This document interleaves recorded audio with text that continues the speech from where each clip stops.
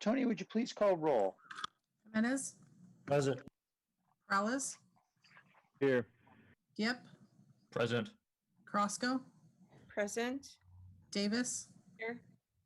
Esparza, Here. Arenas, Foley, Here. Chemis, Jones, Present. Liccardo. Present. Thank you. All right. Welcome, everyone, and my apologies for being off camera. I've got some health issues that are going to cause me to be on and off camera, but we'll try to be on as much as I can. We'll begin the meeting now for December 15th. Begin with a Pledge of Allegiance. If you're able to stand, please join us. Pledge allegiance to the flag of the United States of America and to the republic for which it stands one nation under God, indivisible, with liberty and justice for all. All right, thank you. Today's invocation will be provided by Reverend Steve Pinkston. Steve Pinkston has been a high school teacher in biology, mathematics, social science, and religious studies, and a coach and administrator for the past 42 years. And he began his teaching career in Southern California and then settled in San Jose, where he taught at Bellarmine starting in 1980. And he currently serves as a Christian service director and also serves as the moderator for the Bellarmine's Black Student Union and Agape Service Club. He was ordained in 1984 under the pastorate of his father, Reverend Dr. M. Samuel Pinkston at Antioch Baptist Church. And currently he serves as the associate pastor at Maranatha Christian Center in San Jose. And there he teaches and coordinates the prison and jail outreach ministries. Beyond his work in education and ministry, Reverend Pinkston continues to remain active in the community in many capacities. I was honored that he helped work with us in our transition team when I came into office. He was an executive board member for Eastside Heroes Mentoring Program, is an active member of the Santa Clara County Alliance of Black Educators, supports the San Jose chapter in NAACP, and actively serves as Faith Leaders Board of the American Leadership Forum Silicon Valley. And he has been married to his wife, Lenora, for over 35 years, has 2 children, Aaron, who is an electrical engineer at Lockheed, and Lauren, who works in missions office at Bellarmine. I have been honored to know Reverend Pinkston for several decades. I won't say how many because it will display my age, because he was actually my geometry teacher, and I blame him for my having gone to law school. Apparently, I didn't do well enough in geometry. In any event, I wanted to ask if Henry would please play the video of Reverend Pinkston. Good afternoon. I am pleased and privileged to share this afternoon's invocation at the council meeting. Looking at Mayor Sam and Council Member-elect Matt Mahan, I reflect on the years that we spent together at Bellarmine College Prep. I taught Mayor Sam in the mid-'80s and mentored Council Member-elect Matt in the late 90s. Given our Jesuit roots, let us consider the words of St. Ignatius of Loyola, the founder of the Jesuits, as we invoke the presence of the Almighty at this meeting this afternoon. Loving Lord, teach us to be generous.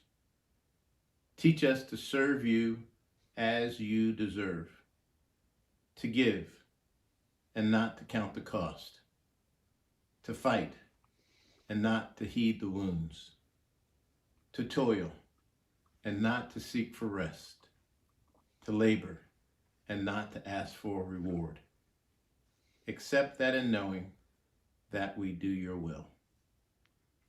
Amen. Blessings to you and to all of yours during this holiday season. Have a great day. Thank you, Reverend. All right, we'll turn now to orders of the day. Does anyone in the council have any changes to the printed agenda?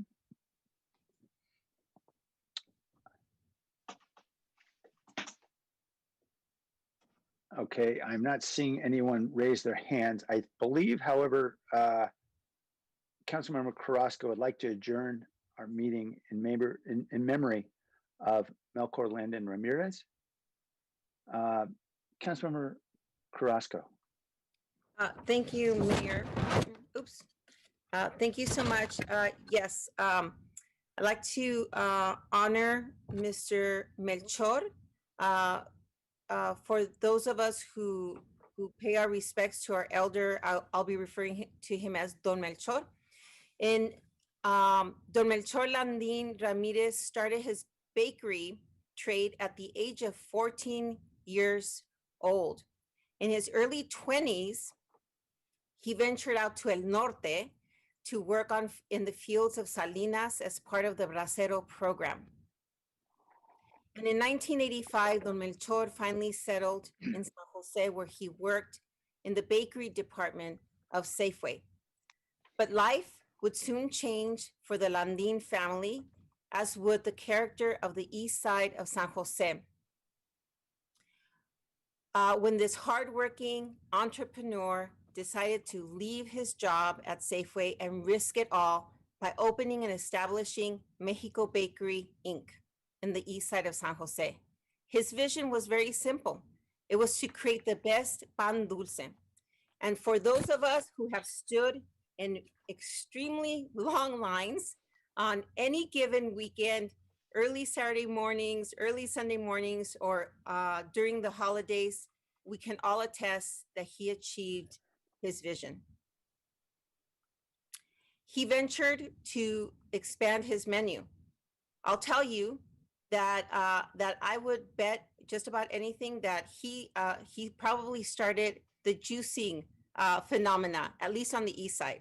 My favorite is the beet juice, and I highly recommend it. But really, he grew his menu.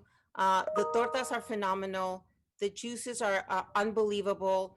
But the bread really is what rose his fame on the east side, and many of us have had the great benefit of having the generosity of this family whenever we've had events, whenever we've had moments where we've needed his family to come and support.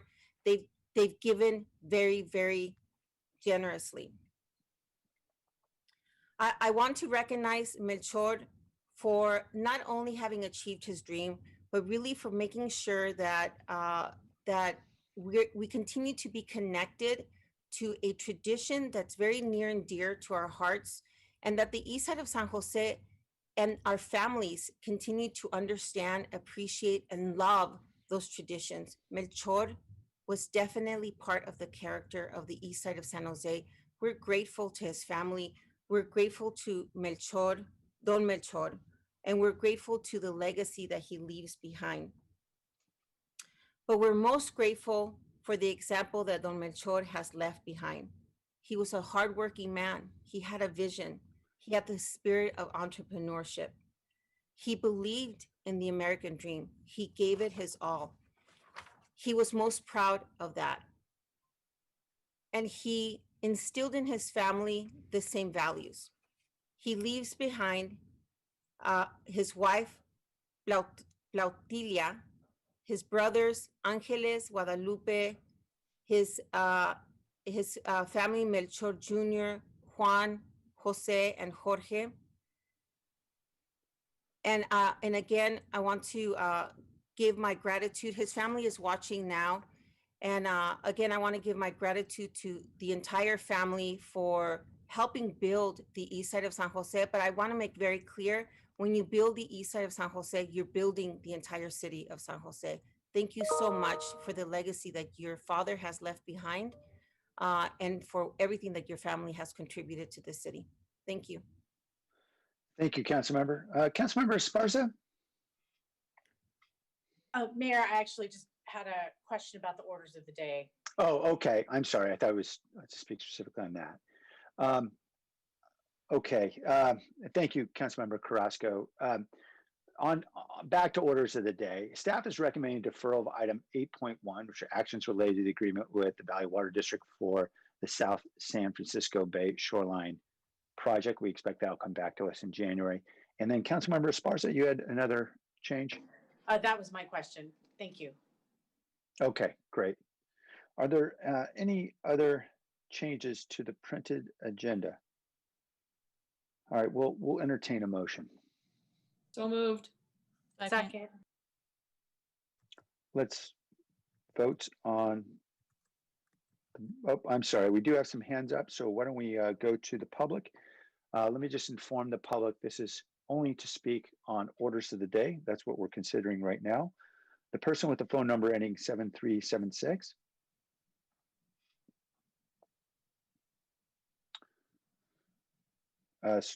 Ma'am or sir, you need to unmute your phone, probably by pushing *6. Hello? Hello? Hello, can you hear me? Yes, we can. Oh, well, I was just, it's unclear on how a person tries to bring an item off the consent calendar to the... Sir, we'll be coming to the consent calendar in just a moment after the closed session report. So we'll take that. All right. So just raise your hand on when we get to the consent calendar. Sure. So we'll just be considering items on orders of the day. Mr. Beekman, is this specifically on orders of the day? Yes, it is. Thank you. Orders of the day has been an item that's been slowly developing this past year, actually in this time of COVID. So it's been a bit difficult to navigate. I think you've been doing a great job, and thank you. You try to be accessible to the community on this item, and that is very nice of you. Thank you. So I'm learning, to specifically talk about orders of the day issues. And my question to yourselves today, there are a few items that are going to be removed and deferred that I wanted to talk about today. And I don't know if in the future the things to talk about and consider is orders of the day a place where I can talk about those items if they have not been presented before a committee beforehand. There are Brown Act requirements that you have to present. The public has to have a chance to speak on an item if it's being deferred. And I think that's an important point to be considering for your many items on local committee agendas that are often deferred, say in Rules and Open Government, that we need to be more clear about the rules that if the public can then speak on those items or not. I've given you some early Brown Act ideas at this time that can help direct, and I hope you can learn to make that clear to the public, and we can have a real good policy procedure in the future. Because I know as a mayor, the mayor himself seems to have a really good heart about wanting to allow open public comment when items are deferred. And I think that should be the goal, and I hope you can work towards that goal and work toward the Brown Act ideas and to this process of orders of the day and how to talk about these items. I know orders of the day should be simple, and thank you for your time and patience to hear me out on these items. Thank you. Thank you. All right, let's vote on orders of the day. Jimenez. Yes. Thank you. Perales. Aye. Yep. Aye. Roscoe. Aye. Davis. Aye. Esparza. Yes. Foley. Aye. Miss. Aye. Jones. Aye. Licardo. Aye.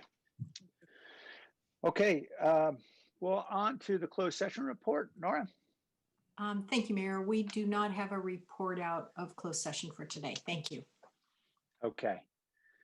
I'd like to take chair's privilege after we're done with consent. Actually, perhaps when we come back for our afternoon agenda to recognize our outgoing council members. So why don't we do that right as we return? For now, let's identify the items we'd like to pull from consent.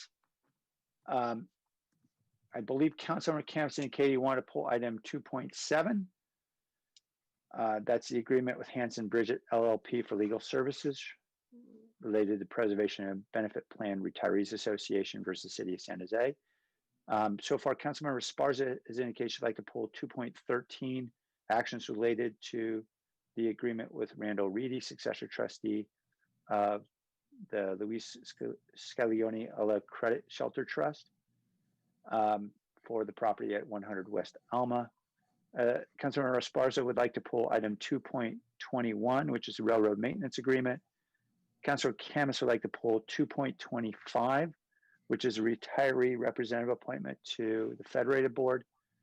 Councilmember Perales would like to recuse himself from item 2.28, agreement with the Health Trust for housing opportunities for persons with AIDS, Violence Against Women Act.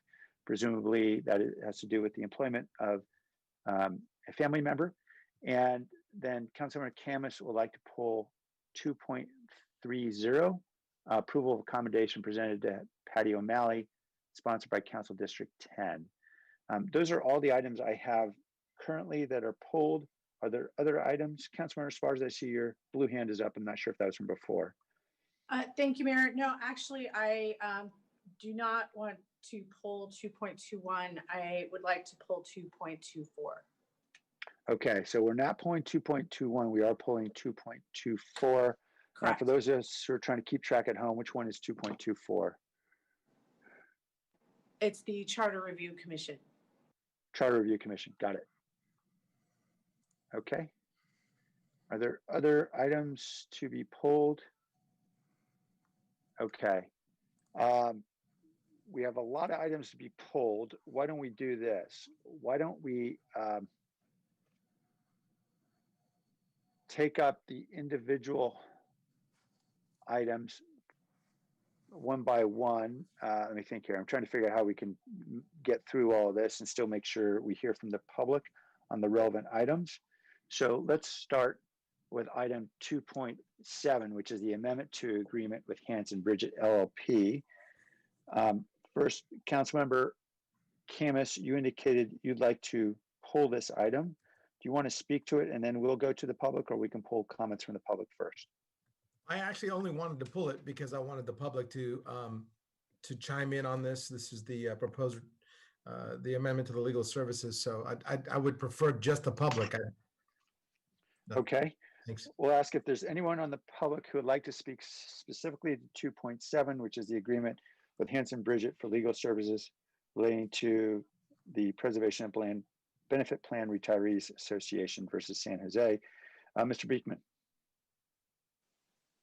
Oh, I didn't know my hand was up. Thank you for offering public comment. Is there federated retirement city employee issues? Is there another consent calendar item? There is, yes. That's on 225. If you'd like to raise your hand on that one. Councilperson Camus says also, so I'll go then. Thank you. Okay, thank you. Brady Mamura.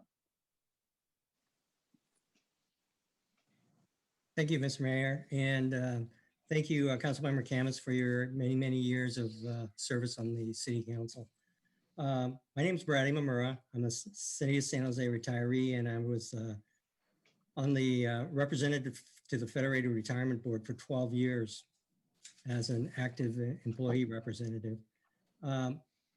I was disappointed that I saw this item on the agenda because mainly I was disappointed that a group of already highly compensated retirees within the San Jose Retired Employees Association has taken this course of action. I saw in the beginning, back in December of 2017, this amount to defend this lawsuit was amount not to exceed $175,000. Now it's ballooned to $1.9 million. As a taxpayer, as well as a retiree, I'm really appalled by this. This is truly biting the hands that feeds it. I think this is disrespectful to the taxpayers. And in my service as a public employee, I always felt that it was a privilege and not a right. And our retirement system is very generous. And to have some highly compensated employees try and go back and enrich themselves, to me is deplorable. It was also brought to my attention that the San Jose Retirees Association is helping in assisting to fund this lawsuit in the amount, and I understand there's a vote among their members of funding it in the amount of $200,000. I just want to indicate that I am not a member of this organization, and I'm not sure what their purpose is, because they do not represent a majority of the federated retirees. In fact, the party to the lawsuit is on this agenda item 2.25, and I'd like to talk to that issue when we get to it. Thank you. Thank you. All right, thank you. Okay. Motion to approve. Yeah, rather than voting on each of these items, we're going to try to see if we can get a colossal consolidated item. If there are areas where people want to dissent, we'll break those items off. So why don't we, see here, I'm trying to figure out how we can manage this without consuming undue amount of time. Why don't we move on to the next item? We'll take a motion as to all these items. If at any point a council member would like to do something other than approve it, then please indicate that, and we'll take that particular item separately. Is that fair, council member? It's fine by me, yes. Okay, that's great. Okay, Councilmember Esparza, you indicated pulling 2.13 actions related to the agreement relating to 100 West Alma Avenue and 1413 Sanborn Avenue. Yes, Mayor, and I'll be quick.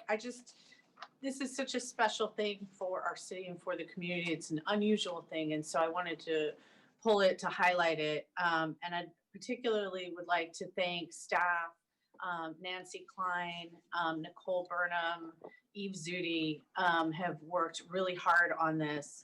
And I want to provide a little background. So Rocco and Louise Elia were Italian immigrants who were longtime San Jose residents and who generously donated in their wills 2 separate parcels of land adjacent to the current Alma Community Center for the city to develop a children's park on the property.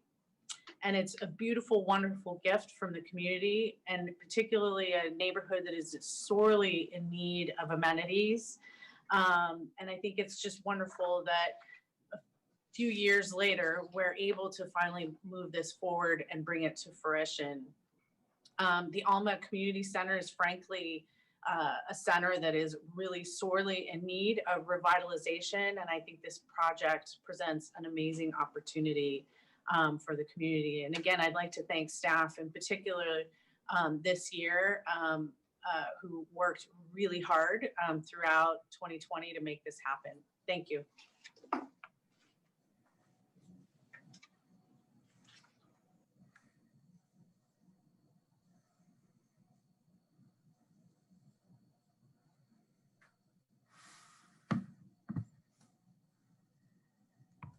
Mayor, you're muted. Are you muted, Mayor, or is it your internet? No, I was muted. My Oh, rookie okay. move, sorry.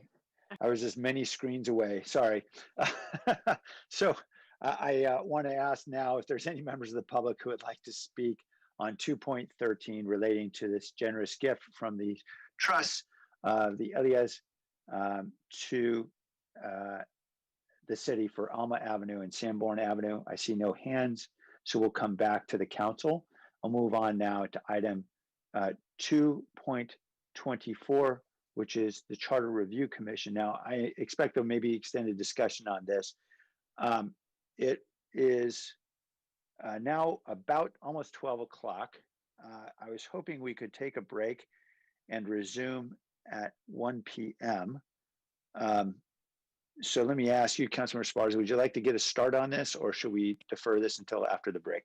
I'm okay with deferring it, or unless you would suggest taking this separately, up to you. Okay, I suspect we're going to want to take it separately anyway. I understand there's a fair amount of discussion to be had. So with your consent, we could go on to 2.25 and quickly get to that one. Okay. And come back to it. I'm happy to do that. All right.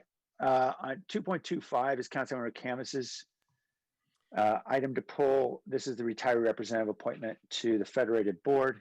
Councilor Camus? Yeah, again, I wanted the public to speak on this issue. I know the proposed retiree representative that's being appointed here is alleged to be a member of the Retirees Association that is suing the city of San Jose. So I just wanted to see if that is the case from staff and if anybody wants to speak on this from the public. I know Brad Okay. Imamura wanted to speak on it. I don't know why his hand is not up. Okay, there it is. Yeah, I know he indicated he did. Yeah. Mr. Beekman?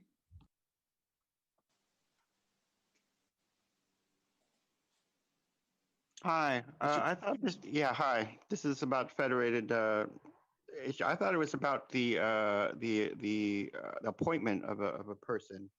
And I wanted to speak on overall federated retirement issues, city retirement issues of, just to thank yourselves that I've attended meetings recently, and I've been impressed with how you can work, with how they work. And I learned things, and it's been nice to learn things. And I've learned, for instance, that the ideas of inflation may not be considered as much of a factor in the next year, and to respect the many factors of the pension negotiation process. There can be a simple logic that COLA funding can be put on hold for at least into the next year. And I wanted to take this time at public comment just to simply thank City Manager David Sykes, who has since June, he's always tried to look for ways that the SJPOA negotiation process can be a somewhat open process for both the public and local government. This openness can be of help not only for everyday community, but how local government itself can more openly understand things as well. The most recent SFPOA negotiation process for the next 3 years just concluded in San Francisco. The elected officials, there are now regular complaints from its elected officials of its secretive, confused, and unclear negotiation process as usual. Again, a thank you to City Manager David Sykes and his attempts to offer the concepts of openness and transparency in the latest round of the SJPOA negotiations. Can San Jose and perhaps the IPA develop some open public policy guidelines and practices to ensure the future of the SJPOA negotiation process and have better accessibility and accountability for the everyday public and local government alike? Thank you. Thank you. Brad Imamura. Thank you, Mr. Mayor. I'll try and rush through this as my 2 minutes will allow. I wanted to get some items on the agenda. Apparently did not. I went through the city clerk, but apparently didn't get on there. But anyway, I have some questions regarding the item on this agenda about the appointment. Why did the selection panel for the retiree representative to the Federated Board consist of 3 active employees and 2 retiree representatives who are members of an association that the majority of retirees are not members of? The active employees already vote/select 2 representatives among their ranks, and the 2 retirees are members of an association that does not represent the majority of retirees. This panel is fundamentally flawed. The most recent election for the retiree representative, the ones that we actually got to vote, the retirees are no longer allowed to vote anymore. But the most recent one overwhelmingly favored a candidate who was not selected by the panel. Why was that? This time, the selection panel concluded that the candidate who received the most votes in the previous election was, quote, very impressive, however, was edged out for, quote, a couple things. What were those things? The current Federated Board consists of 6 members with less than 2.5 years experience, 2 have just over 1 year experience, and 1 with less than 1 year. Why would the panel disregard a candidate, myself, with 12 years previous experience? The candidate selected by the panel appears to have a conflict of interest and is apparently party to a lawsuit against the city of San Jose, known as the taxpayers, brought forth by a subgroup of members of the San Jose Retired Employees Association and supported by the SJREA board. Is this a reason for disqualification? This is a question for the city attorney. If not, why not? Trustees on the Federated Board are fiduciaries, and their duties are to manage the fund professionally, responsibly, and without any conflict of interest. It's currently costing the taxpayers money now in attorney fees alone to defend this lawsuit. Please do not vote for the candidate on your agenda. You have a candidate, myself, who is an experienced alternative. Thank you so much. Thank you, sir. The person with the phone number ending 7376.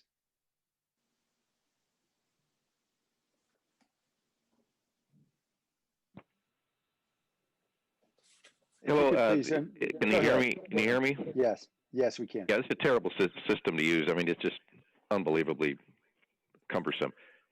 Anyway, the issue about the seat on the retirement board for retirees, the active employees get 2 seats and they get to vote. They get to vote. And then when they're done voting, the results are given to the city council for approval. Now, the retiree seat, which was created by the city council a few years back, we retirees do not get to vote. Do you know that? We don't get to vote.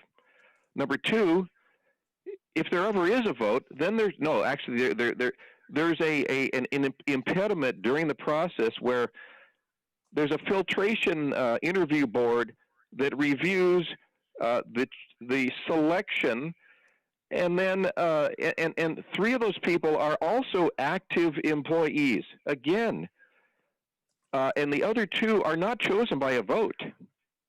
So us, the retirees, have absolutely no say-so in the choice of our representative on that retirement board, and that was the intent of the city council years ago, and we used to have elections, and it's been stolen, taken away from us, and that's wrong. It's unequal treatment, it's unfair.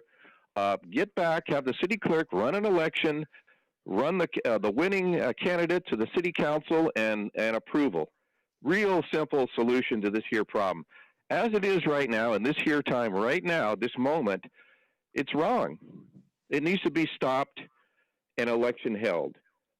So put it into January, whatever, and have an election for the retiree seat as the original selection process by the city council created.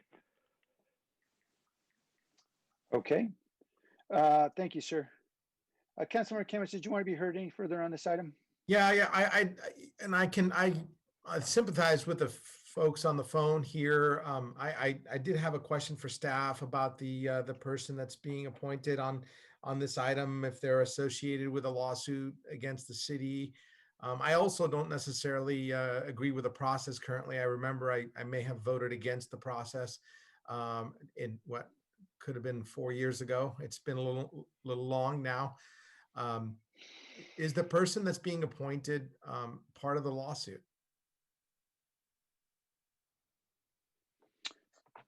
Dave, is there someone who can respond to that question? I don't know if, Mayor, this is Nora. I don't know if staff knows the answer off the top of their head, but Mr. Castellano is in fact a named plaintiff in the preservation lawsuit. So I don't know how unbiased that person would be. And I may not be supporting this item. At a minimum, I think we should defer this item until next year, until we could, I don't know. I just think we should think about this a little more. Okay. So if you're going to take these all in one vote, I would either. Well, if you want to do something other than approve it, you can make a separate motion on this item. Yeah, I'll make a motion to defer it till next year, if that's okay. All right. Councilmember Davis? Thank you, Mayor. I just want to point out that Jay Castellano has been a member of the Federated Board for at least a couple of years already, and he is currently the chair of the Federated Board. I've been the liaison to Federated all of my entire first term, and I have found in the time that he has been on the board, Jay to be a very thoughtful member of that board. So I am not going to be supporting the motion that's on the floor. You know, I should have asked, is there a second to the motion? All right, then the motion fails to defer. There's still an open opportunity for another motion.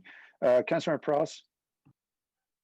Yeah, I was actually going to make a motion that we approve all the consent items except for 2.24, which I think we will hear after the break, and then 2.28 I need to recuse myself on.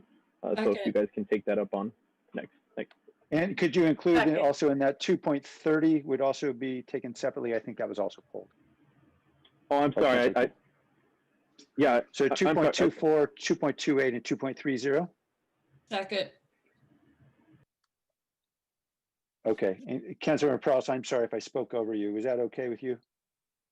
Yes, that was fine. I apologize. I had thought we had concluded the items that had been pulled off. Okay. So on Councilmember Peralez's motion, is there any comment? Let's go to the public here briefly before we go to the break. Blair Beekman, it's on the remainder of the consent items. Thanks. You saw my hand. I was continuously trying to, I had an item to speak about. I wanted to speak on item 2.2. The mayor's recent community energy planning with new hydrogen cell storage using smaller amounts of natural gas may be an interesting trade-off in comparison to the large amounts of pollutants from the fossil fuel of diesel, and can possibly be an interesting choice to develop as backup generator needs in a time of natural disaster. I hope the mayor, in promoting hydrogen fuel cell storage for the next 3 years, will also want to work to raise public awareness of solar power and its growing storage capacity, and how these two renewable ideas can work hand in hand to build a more sustainable future in San Jose. It seems important at this time to begin to learn how to focus the continued use and growth of these two renewable technologies, along with other renewable energy ideas, as ways to prepare immediately before and after natural disaster events of the next 5 to 10 years. As I hope these good efforts from all of us can work to reduce the need of diesel and other brown energy dirty fuels that will be demanded in the days, weeks, months, and years after a large catastrophic event. Here in San Jose and the SF Bay area, the continued threat of wildfires and a major earthquake in the next 5 to 10 years is a very likely scenario that I hope we can learn how to more openly talk about and regularly plan for in our city government decision-making and public meeting process. Thank you. If I have any time left, I have 20, I wanted to speak on, I guess my other items, I will speak on 2.24 after break. And then I wanted to speak on the HUD items with the remaining time I have. I have 10 seconds left here. The HUD items, I will speak on that later in the agenda as well. Thank you. Good, thank you. All right, then let's vote on Councilmember Peralez's motion. Jimenez, This is all the consent items other than 224, 228, and 230. Yes. Sorry. was that yes? Yes, that was a yes. Thank you. Peralez, I would vote aye, but I saw another hand that was sitting there under Blair's. I don't know if the mayor missed it. Oh, I'm sorry. YN, I just saw your hand. YN?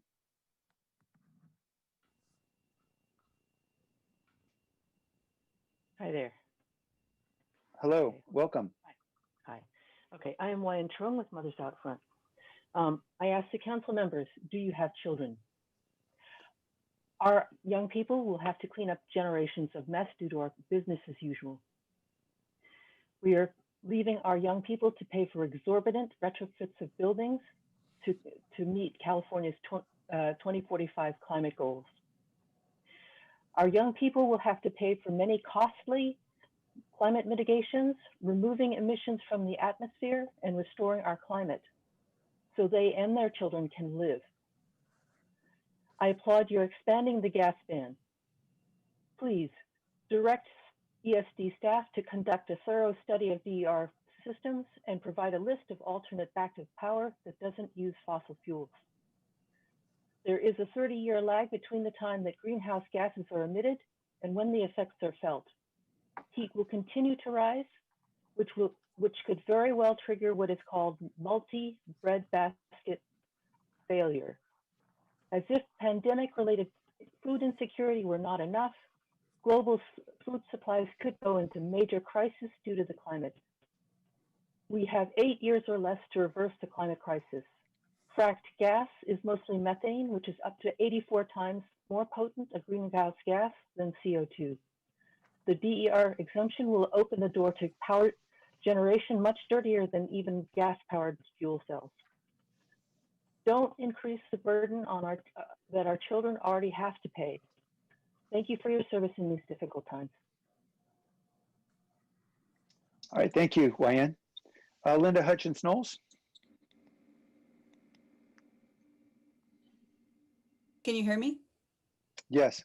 Okay, thank you for making time for comments. I just want to talk to you off the cuff to say thank you so much for this ordinance. It is extremely important to get our buildings off gas, and we need to stop building new fossil gas infrastructure. So I really appreciate this ordinance. It's very important. I do feel deeply concerned and troubled that you voted to approve this exemption for DER without really, I believe, understanding what it includes. As lead certified architect Stet Stanboard said, Bloom fuel cells and similar fuel cells are only 10% of the pie of DER. 90% is cogeneration and trigeneration, which generate enormous amounts of emissions. This is a really bad example and a really poor way to do public policy when after a long time of vetting, a sudden last minute change is made without truly understanding its significance. We are asking you to go ahead and pass the ordinance today, even with this terrible exemption, but we do ask— Can you guys quiet down a little, please, hon? Thank you. Please I'm having a hard time hearing. I know that's not me. Please do your due diligence and ask for a study that looks at the emissions that will be generated by the different types of DER versus using San Jose Clean Energy or PG&E, and also ask for a robust list of alternatives.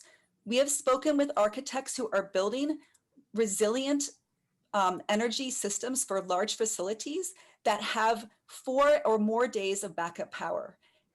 The way it was explained to me is if you can't say, oh, I can't charge my cell phone for only until 10 a.m.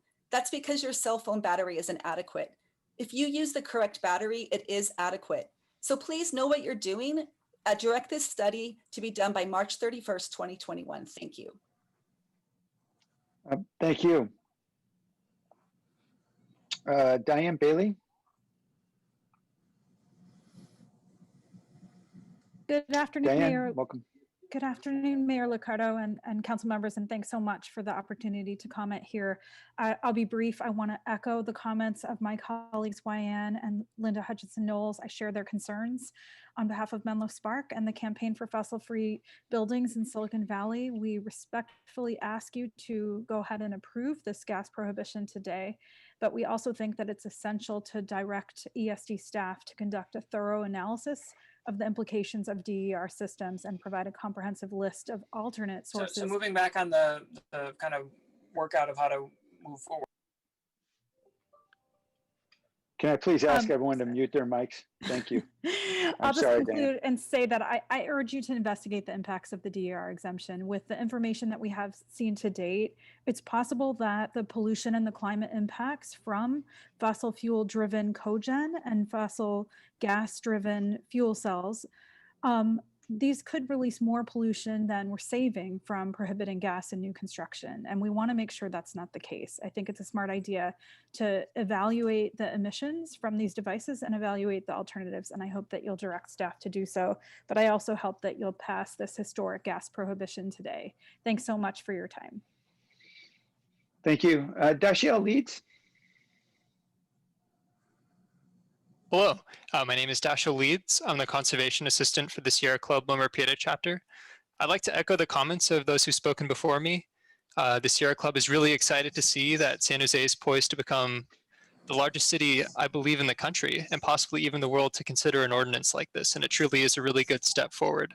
But we are concerned that the potential exemptions leaves the door open for gas generation, which we think contradicts the core purpose of this prohibition.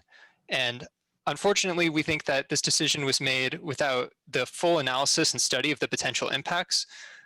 So we do support the passing of this ordinance today, but please take the time to study the impacts of what these potential exemptions would have on the future of San Jose's climate smart plans. Thank you. Thank you. Catherine Hedges.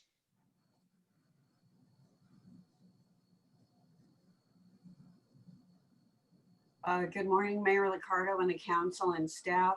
I'd just like to echo all the other comments that are concerned about this exemption to the natural gas ban. I'm really glad about the natural gas ban, as the previous speaker was saying, but this exemption could undermine it. I believe there are a lot of other municipalities that have not permitted this carve out, and the city needs to do a full analysis before permitting it. Thank you.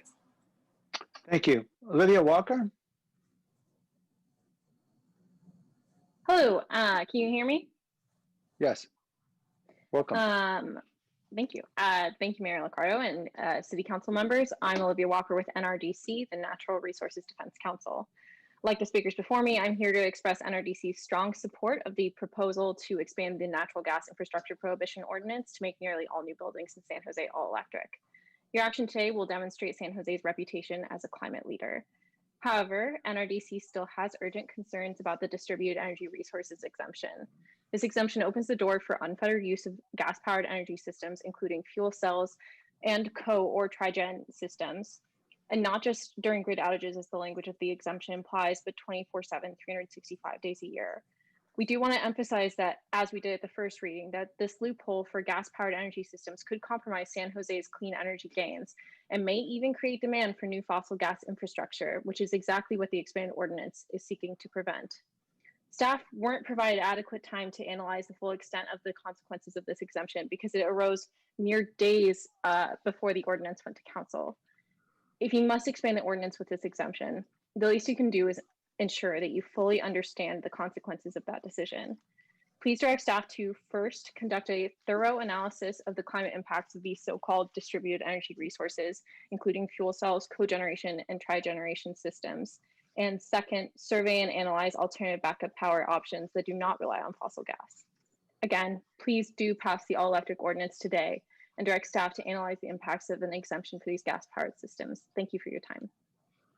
Thank you. Amanda Bancroft. Yes, hello, Mayor and Council members. Thanks for hearing me out. My name's Amanda Bancroft, currently leading the 350 San Jose Environmental Group.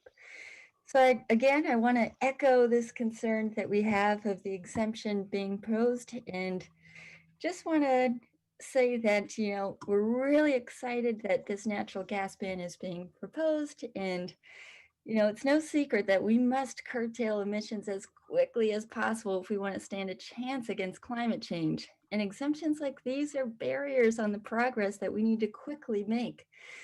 Another recent study just came out that said eBay had formerly been a customer of these Bloom Energy boxes, but had since disconnected their continuous electricity supplies from Bloom boxes.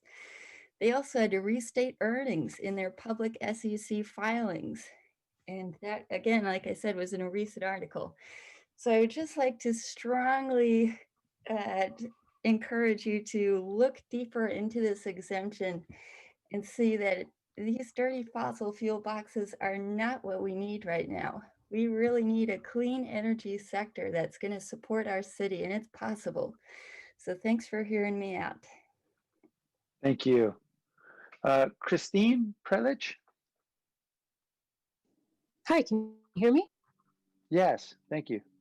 Super. I guess I don't fully know how this works because I've not participated in these many times before, but I guess I wanted to pose a question as to why this exemption would be considered with the fuel cells, specifically because they're not considered a good backup energy supply, and most companies don't use this for that very reason because their longevity is very short. And yeah, I don't understand why this exemption is being made for this particular type of backup energy.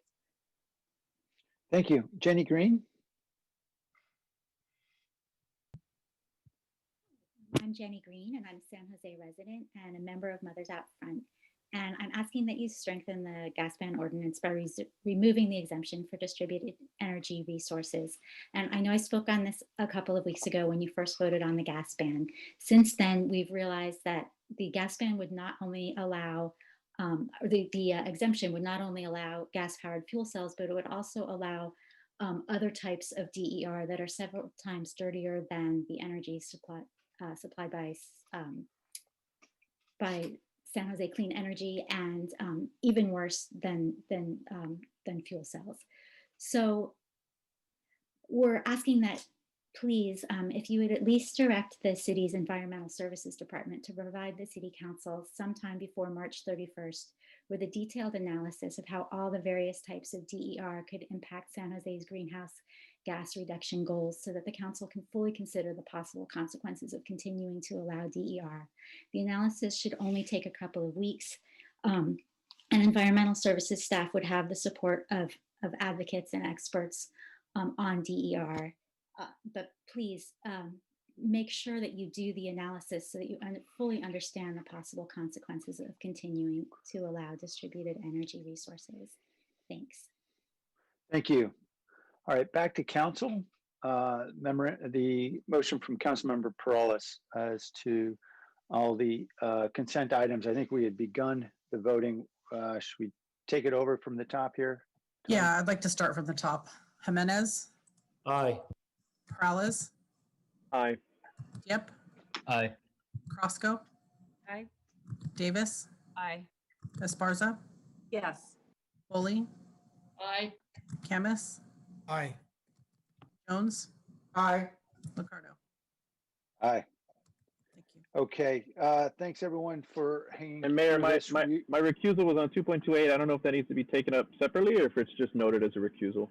Sorry. No, we'll take it up separately. Why don't we come back at 1 o'clock and take those 3 consent items up, and then we'll proceed to the rest of the agenda. Thanks, everybody. We'll return at 1 o'clock.